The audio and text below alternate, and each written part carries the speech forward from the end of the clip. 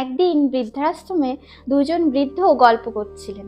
তখন হঠাৎই একজন বৃদ্ধ অপর একজন বৃদ্ধকে বললেন, আচ্ছা ভাই, তুমি এখানে এসেছো 1 বছরের ওপর সময় হয়ে গেছে, তারপরেও কেন তুমি প্রতিদিন সকালে এভাবে চোখের জল ফেলো? তখন দ্বিতীয় বৃদ্ধটি চোখের জল মুছে একটি অদ্ভুত গল্প বলতে শুরু করলেন।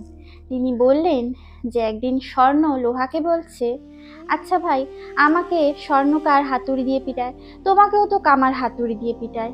কই, আমি তো এত শব্দ করি না, তুমি এত শব্দ করো কেন?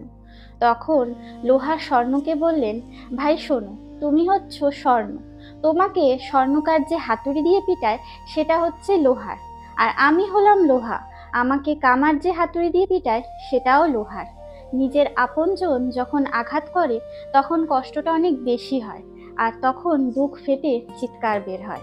ভাই কামালি তুই 1,00,000,000 রাখলি ছেলের নামে, 1,00,000,000 ছেলের হলো, বাবা হলেন বোঝা, তাই তো এখন বৃদ্ধাশ্রমে চোখের জল মোছা। হরে কৃষ্ণ হরে কৃষ্ণ।